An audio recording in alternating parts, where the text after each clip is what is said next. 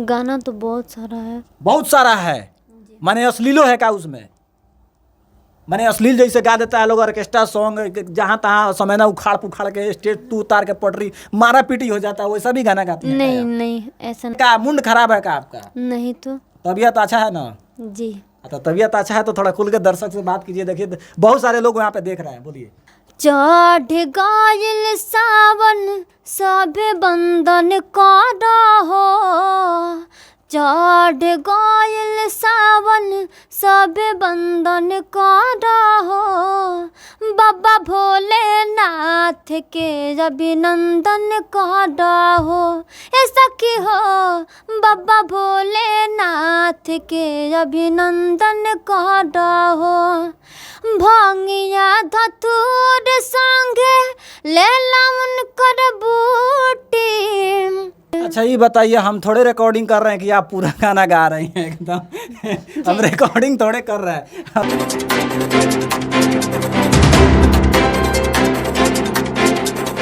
क्या नाम हुआ आपका?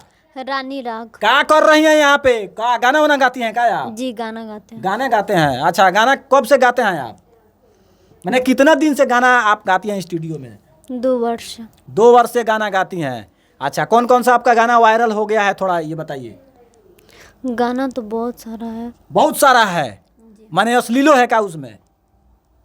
माने अश्लील जैसे गा देता है लोग, ऑर्केस्ट्रा सॉन्ग जहाँ तहाँ समय ना उखाड़ पुखाड़ के स्टेज तू उतार के पटरी मारा पीटी हो जाता है, वैसा भी गाना गाती है नहीं नहीं ऐसा नहीं गाया है। अच्छा, तो आपके स्टूडियो में हम आए थे कई बार, मैंने न्यूज व्यूज बना कर गए हैं, तो उस समय आप नहीं थी, लेकिन आज हैं, तो आज बात कीजिए थोड़ा। मैंने क्या मुंड खराब है क्या आपका? नहीं तो तबीयत अच्छा है ना? जी। तो तबीयत अच्छा है तो थोड़ा खुल के दर्शक से बात कीजिए। देखिए बहुत सारे लोग यहाँ पे देख रहे हैं, बोलिए।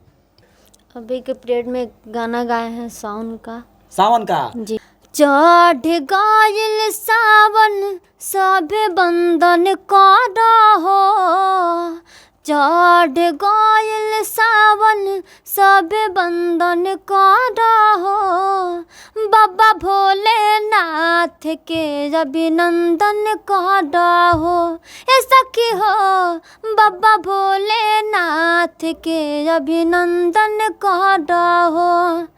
भंगिया धतूर संगे लेला उनकर बूटी, बड़ा निक लागे जब